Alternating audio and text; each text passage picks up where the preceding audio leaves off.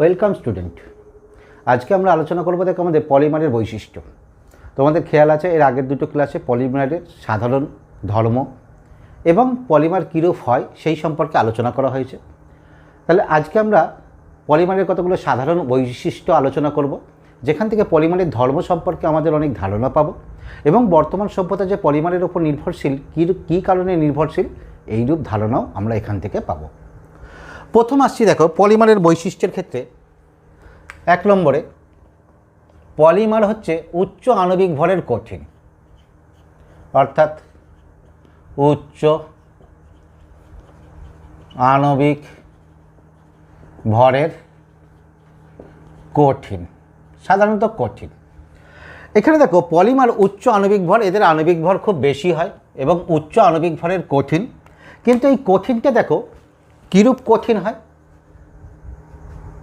ঠিক বিপরীত চরিত্রের, অর্থাৎ একদিকে যেমন তোমার কি আছে অনেক নরম নমনীয় হয়, ঠিক একইভাবে আবার কি হয় শক্ত দৃঢ়ও হয়।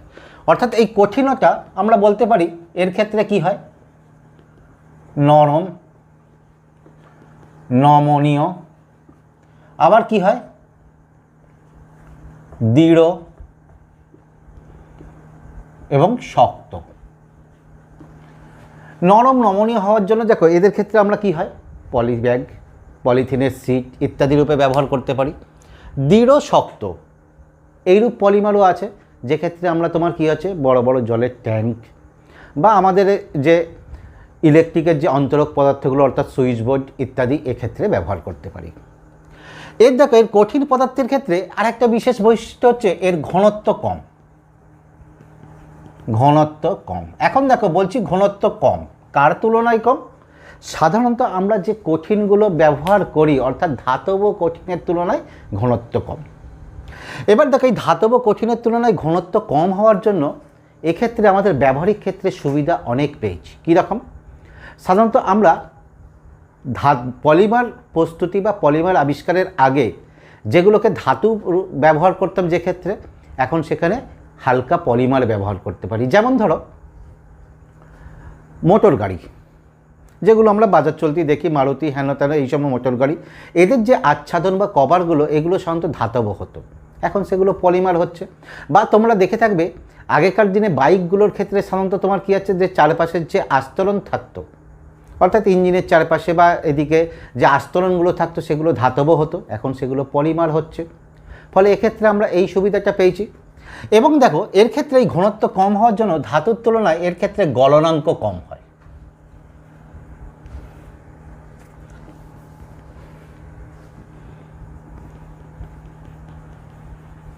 গলনাঙ্ক কম। এখন দেখো গলনাঙ্ক কম এইটাও আমাদের একটা সুবিধাজনক। কেন?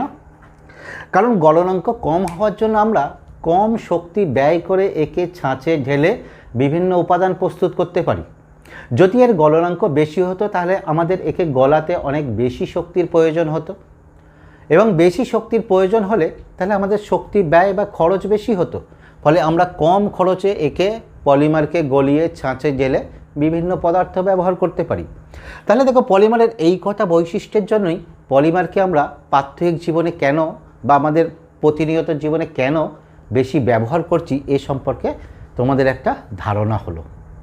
পরের ধর্মটা দেখো পলিমারের ক্ষেত্রে নির্দিষ্ট কোনো আণবিক ভর নেই, অর্থাৎ এর ক্ষেত্রে তোমার কি আছে পলিমারের নির্দিষ্ট আণবিক ভর নাই। কেন নির্দিষ্ট আণবিক ভর নাই? আমাদের যদি বলে পলিথিনের আণবিক ভর কত, কখনোই ওইভাবে হয় না। কারণ কি? কারণ পলিমারের নির্দিষ্ট আণবিক ভর নাই, তার কারণ হচ্ছে পলিমারাইজেশন পদ্ধতি যখন শুরু হয় তখন পদ্ধতি শুরু হয় একে একে তোমার কী আছে মনোমারগুলো পরস্পরের সঙ্গে যুক্ত হয়ে বৃহদাকার বা বৃহৎ শৃঙ্খল পলিমার গঠন করে।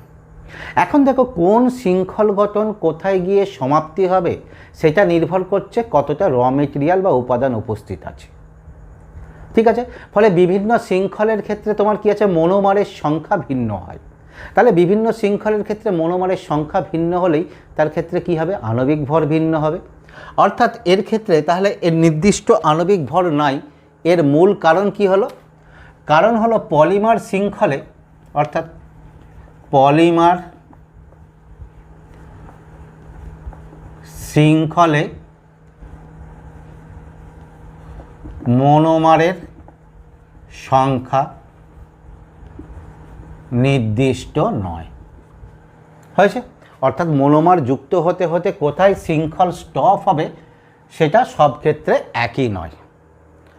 এই কারণে পলিমারগুলোর ক্ষেত্রে তোমার কি আছে, আণবিক ভর এদের ক্ষেত্রে নির্দিষ্ট হয় না। 3 নম্বরে দেখো এদের যে ধর্মটাই আসছি সেটা হচ্ছে এরা উপযুক্ত দাবকে সহজে দ্রবীভূত হয় না।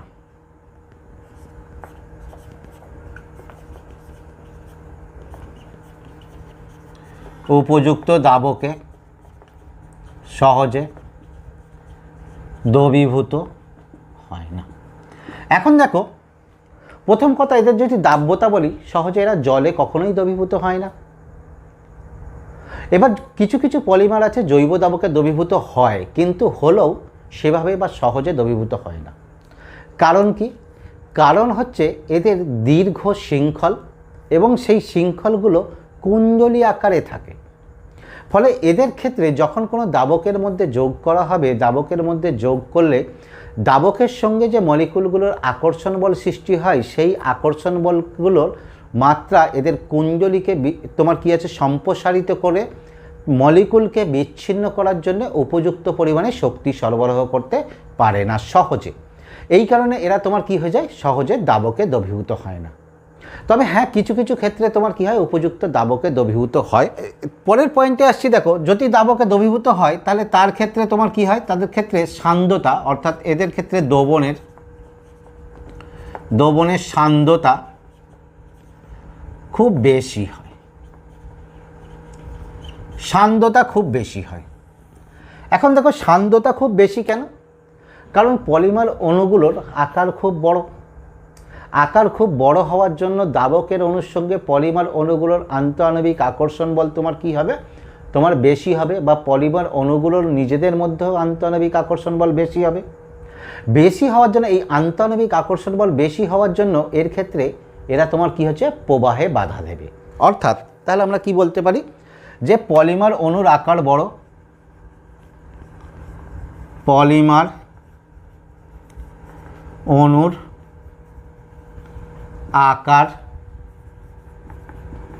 বড়, বড় হওয়ার জন্য তোমার কি আছে, আন্তঃআণবিক আকর্ষণ বল বেশি।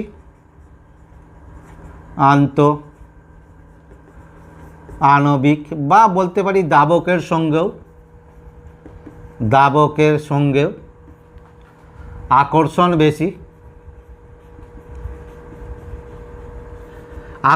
বেশি। সেই কারণে তোমার কি আছে, আকর্ষণ বেশি হওয়ার জন্য এদের ক্ষেত্রে প্রবাহে বাধা দেয়।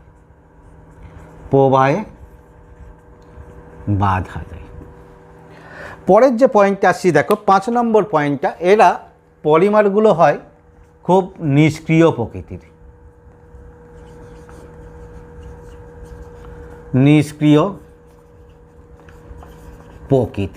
অর্থাৎ এরা খুব নিষ্ক্রিয়। কীরকম নিষ্ক্রিয়? সহজে এরা তোমার কি হচ্ছে, এই ধর্মটা দেখো, এই ধর্মটাও পলিমার ব্যবহারের জন্য একটা উপযুক্ত। পলিমার কি হয়, অ্যাসিড এবং ক্ষারের সঙ্গে বিক্রিয়া করে না কখনো। অ্যাসিড এবং ক্ষারের সঙ্গে বিক্রিয়া করে না। অ্যাসিড ক্ষারের সঙ্গে বিক্রিয়া করে না, বা অন্য কোনো কেমিক্যাল উপাদানের সঙ্গেও সহজে রাসায়নিক বিক্রিয়া করে না। এর ফলস্বরূপ কি হয়, এর ফলে কোনো একটা কেমিক্যালকে আমরা প্রিজার্ভ করার জন্য বা বহন করার জন্য বা সরবরাহ করার জন্য এই পলিমার কর্তৃক প্রস্তুত ট্যাঙ্ক বা জার বা পাইপ ব্যবহার করতে পারি। এছাড়াও দেখো এরা তোমার কি হচ্ছে, এরা তোমার তাপ এবং তড়িতের কুপরিবাহী। অর্থাৎ তাপ তড়িতের কুপরিবাহী।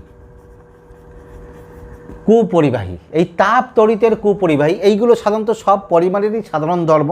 অ্যাসিড ক্ষারের সঙ্গে বিক্রিয়া করে না, তাপ তড়িতের কুপরিবাহী। এই তাপ তড়িতের কুপরিবাহী হওয়ার জন্য এদের ক্ষেত্রে আমরা কি করতে পারি, সাধারণত যে কোনো তাপরোধী বা তড়িৎরোধী পদার্থের উপাদান রূপে ব্যবহার করতে পারি। যেমন ধরো আমরা যে তার অর্থাৎ তড়িৎ পরিবহনের যে তার, সেই তারের বা কেবলের আচ্ছাদনগুলো ব্যবহার করতে পারি, তড়িতের অন্তরক রূপে সুইচ রূপে ব্যবহার করতে পারি, ঠিক এই ধর্মগুলোর জন্য। তাহলে এখানে দেখো আমরা পলিমারের কয়েকটি সাধারণ যে বৈশিষ্ট্যগুলো সেগুলো আমরা জানলাম। এরপরে দেখো আমরা বিশেষ ধরনের কতগুলো পলিমার সম্পর্কে আলোচনা করব। এবার দেখো আমরা কতগুলো বিশেষ ধরনের পলিমার সম্পর্কে আলোচনা করব, অর্থাৎ কতগুলো গুরুত্বপূর্ণ পলিমার যেগুলো আমরা ব্যবহারিক জীবনে খুব আমাদের প্রাত্যহিক জীবনে খুব ব্যবহার করি, এইরূপ কয়েকটা পলিমার সম্পর্কে আলোচনা করব। প্রথমে আসি দেখো পলিথিন। পলিথিনের সম্পর্কের আগেও আলোচনা করেছি। পলিথিনের ক্ষেত্রে মনোমার হচ্ছে ইথিলিন, অর্থাৎ ইথিলিনের পলিমারাইজেশনের ফলে পলিথিন উৎপন্ন হয়। এখন দেখো এই পলিথিনের ধর্ম বিশেষত ঘনত্বের উপর নির্ভর করে পলিথিনটা দুই প্রকারের। একটা হচ্ছে দেখো নিম্ন ঘনত্বের পলিথিন, লো ডেনসিটি পলিথিন, উচ্চ ঘনত্বের পলিথিন বা হাই ডেনসিটি পলিথিন। এখন এইগুলো কী বা কী প্রকারে এদের প্রস্তুত করা হয়, তাহলে আমরা এগুলো একটু দেখে নিই। দেখো বলছে নিম্ন ঘনত্বের পলিথিন। নিম্ন ঘনত্বের পলিথিনের ক্ষেত্রে কি করা হয়, বলছে ইথিলিনকে এন সংখ্যক ইথিলিন উচ্চ চাপে, কত চাপে, প্রায় 1000 থেকে 3000 অ্যাটমসফিয়ারিক চাপে 100 অক্সিজেন অনুঘটকের উপস্থিতিতে, আগে অক্সিজেন অনুঘটকটা দিই, O2 অনুঘটক, অক্সিজেন অনুঘটকের উপস্থিতিতে 170 থেকে প্রায় 250 ডিগ্রি সেন্টিগ্রেড তাপমাত্রায় উত্তপ্ত করলে যে পলিথিনটা উৎপন্ন হয় সেটা হচ্ছে তোমার নিম্ন ঘনত্বের পলিথিন। এন, তাহলে এইটা হয়ে গেল তোমার কি হচ্ছে পলিথিন। এখানে তোমরা জানো এটা অবশ্যই তোমার কি হচ্ছে মনোমার, যেটা থেকে উৎপন্ন হয় মনোমার। তাহলে উচ্চ ঘনত্বের পলিথিনটারও প্রস্তুতি আমরা দেখে নিই। বলছে উচ্চ ঘনত্বের পলিথিন দেখো একই পলিথিনকে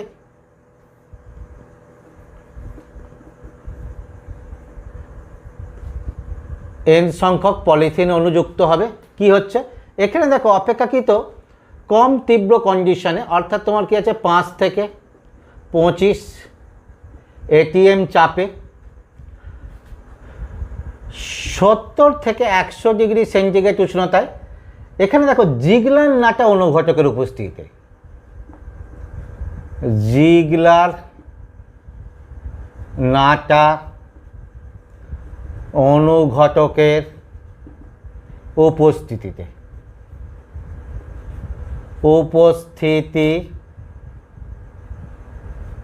জিগলার নাটা অনুঘটকের উপস্থিতিতে পলিমারাইজেশন করলে তোমার উচ্চ ঘনত্বের পলিথিন উৎপন্ন হয়, অর্থাৎ CH2CH2N।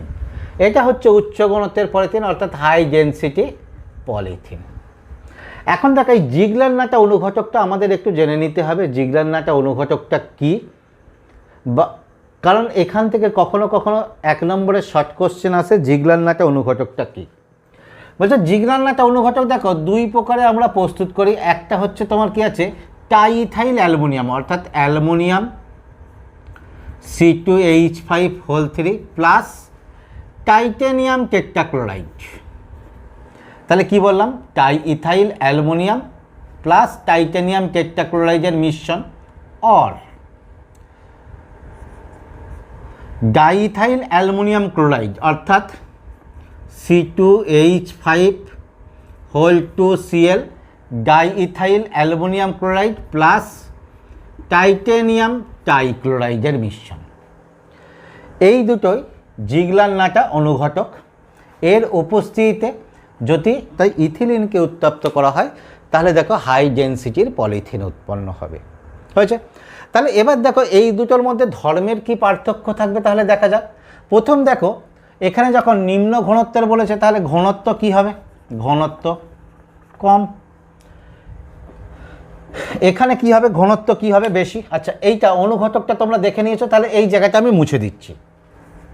তাহলে এখানে দেখো ঘনত্ব কি হবে, বেশি হবে।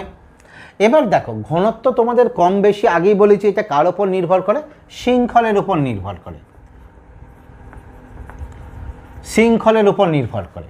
এখানে দেখো ঘনত্ব কম, তার মানে এখানে তোমার কি আছে, শাখা শৃঙ্খল বেশি, শাখা শৃঙ্খল বেশি বা শাখা শৃঙ্খল আছে। তাহলে এর ক্ষেত্রে কি হবে, হয় শাখা শৃঙ্খল নাই অথবা থাকলেও কম। তাহলে কি হচ্ছে, শাখা শৃঙ্খল, শাখা শৃঙ্খল খুব কম, খুব কম। ঘনত্ব যখন কম বেশি বলছি, ঘনত্বের মানটাও জেনে রাখো। এর ক্ষেত্রে ঘনত্ব কত হয় তোমার 0.92 থেকে 0.95 গ্রাম পার সেন্টিমিটার কিউব। এর ক্ষেত্রে ঘনত্ব কত হয় 0.95 থেকে 0.97 গ্রাম পার সেন্টিমিটার কিউব। এখন দেখো আরেকটা জিনিস জানো, ঘনত্ব যদি কম হয় তাহলে এর ক্ষেত্রে তোমার কি হবে, এর ক্ষেত্রে তোমার কি হয়ে যাবে, বয়েলিং পয়েন্ট কম হবে, বয়েলিং পয়েন্ট কম হবে। এর ক্ষেত্রে কি হয়ে যাবে, ঘনত্ব বেশি হলে তোমার কি হয়ে যাবে, বয়েলিং পয়েন্ট বেশি হয়ে যাবে। ঠিক আছে, এবার দেখো ঘনত্ব কম হওয়ার জন্য এদের ক্ষেত্রে টান শক্তির কি তফাৎ দেখা যাবে। টান শক্তি, টান শক্তিটা কি আগে মনে হয় তোমাদের বলেছিলাম। ঠিক আছে, যে শক্তি প্রয়োগ করলে কোনো একটা ফাইবার বা তন্তু তোমার কি হয়ে যায়, বিচ্ছিন্ন হয়ে যায়, সর্বাধিক যত শক্তি প্রয়োগ করলে সেটা হচ্ছে টান শক্তি। তাহলে টান শক্তিটা সোজা কথায় আমরা কি বলতে পারি, খানিকটা বল প্রয়োগ করলে কে কতটা দৃঢ়তা বা শক্ত প্রকাশ করছে, এবং সেটাকে ঘুরিয়ে বলাও যায় এদের ভার বহনকারী ক্ষমতা। তাহলে এখানে দেখো ঘনত্ব কম হওয়ার জন্য এদের ক্ষেত্রে টান শক্তি কি হবে, টান শক্তি কম হবে। এর ক্ষেত্রে কি হয়ে যাবে, টান শক্তি বেশি হবে তুলনায় নিম্ন ঘনত্বের তুলনায়। আরেকটা যেটা ইম্পর্টেন্ট এদের ক্ষেত্রে ধর্ম দেখো, জারিত হওয়ার প্রবণতা।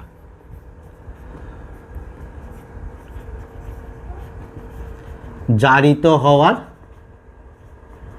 প্রবণতা অর্থাৎ কার জারিত হওয়ার প্রবণতা বেশি।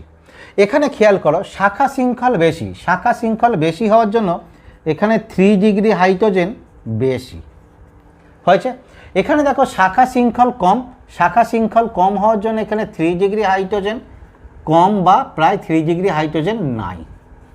ঠিক আছে, তাহলে তোমরা জানো হাইড্রোজেনের সক্রিয়তা কার ক্ষেত্রে বেশি হয়, 1 ডিগ্রি থেকে 2 ডিগ্রি বেশি, 2 ডিগ্রির থেকে 3 ডিগ্রি বেশি, অর্থাৎ 3 ডিগ্রির সক্রিয়তা বেশি। তাহলে এদের ক্ষেত্রে জারিত হওয়ার প্রবণতা কি হয়ে যাবে, এর ক্ষেত্রে বেশি হয়ে যাবে। আর এখানে 3 ডিগ্রি হাইড্রোজেন প্রায় না থাকার কারণে এর ক্ষেত্রে জারিত হওয়ার প্রবণতা কম হবে।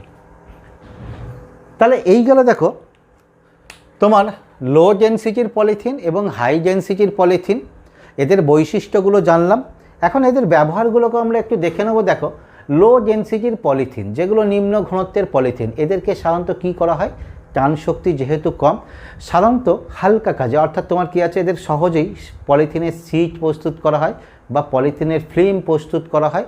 সেই জন্য ক্যারি ব্যাগ, মোড়ক ইত্যাদি প্রস্তুত করতে বা কোনো কিছুর আচ্ছাদন, ঠিক আছে, যে আমরা পলিথিনের যে আচ্ছাদনগুলো ব্যবহার করি, এইরূপ আচ্ছাদন প্রস্তুত করতে ব্যবহার করা হয়। অপরদিকে দেখো হাই ডেনসিটির পলিথিনের ক্ষেত্রে কি করা হয়, অপেক্ষাকৃত দৃঢ়, শক্ত, ভার বহন ক্ষমতা বেশি, সেই জন্য বালতি, মগ, টাব, বাথটব ইত্যাদি প্রস্তুত করতে হাই ডেনসিটির পলিথিন আমরা ব্যবহার করি। এরপরে দেখো আমরা আলোচনায় আসছি পলিপ্রপিলিন, পিপি। এর ক্ষেত্রে মনোমার দেখো প্রপিলিন বা প্রোপিন। এক্ষেত্রে আমরা কিভাবে প্রস্তুত করতে পারি পলিপ্রপিলিনকে, বলছে দেখো প্রোপিনকে n সংখ্যক অবশ্যই 5 থেকে 25 atm চাপে জিগলার নাটা অনুঘটক অর্থাৎ তোমার কি আছে diethyl aluminium chloride plus titanium টাইক্লোরাইডের মিশ্রণে তোমার 60 থেকে 90 ডিগ্রি সেন্টিগ্রেড তাপমাত্রায় যদি উত্তপ্ত করা হয়, তাহলে প্রোপিলিনের পলিমারাইজেশন বিক্রিয়া দ্বারা তোমার কি হচ্ছে, পলিপ্রপিলিন উৎপন্ন হয়। অর্থাৎ তোমার এই অংশটা কি হবে, প্রোপিলিন গঠন করবে। CH এর সঙ্গে মিথাইলটা শাখা শৃঙ্খল রূপে রয়ে যাবে। তাহলে এই হবে তোমার কি আছে পলিপ্রপিলিনের গঠন হয়েছে। এক্ষেত্রে দেখো পলিমারের ক্ষেত্রে তোমাদের বিশেষত পলিমারগুলো, যে সমস্ত পলিমারগুলো আলোচনা করা হবে তাদের ক্ষেত্রে বিশেষত মনোমারগুলো এবং তাদের ব্যবহারগুলো বেশ ভালো করে করবে, এবং যে কয়েকটা গুরুত্বপূর্ণ ধর্ম তোমাদের বলে যাওয়া হচ্ছে সেই কয়েকটা গুরুত্বপূর্ণ ধর্মকে তোমরা খেয়াল করে রাখবে। এই পলিপ্রপিলিন দেখো এদের আয়তনের তুলনায়, অর্থাৎ এদের ক্ষেত্রে ঘনত্ব তোমার কি হয়, কম হয়। তাহলে ঘনত্ব কম হওয়ার জন্য অপেক্ষাকৃত হালকা হয়, সেই কারণে এটা আমাদের অধিক ব্যবহারের উপযোগী। সেই কারণে আগের মতো পলিথিনের মতো এর ক্ষেত্রে একই রকম ব্যবহার, অর্থাৎ বালতি, মগ, টাব বা জলের ট্যাঙ্ক ইত্যাদি প্রস্তুত করতে ব্যবহার করা হয়। এছাড়াও তোমার কি আছে টিভি, রেডিও ইত্যাদি ক্যাবিনেট প্রস্তুত করতে বা তোমার বিভিন্ন পদার্থের আচ্ছাদন প্রস্তুত করতে আমরা পলিপ্রপিলিনকে ব্যবহার করে থাকি।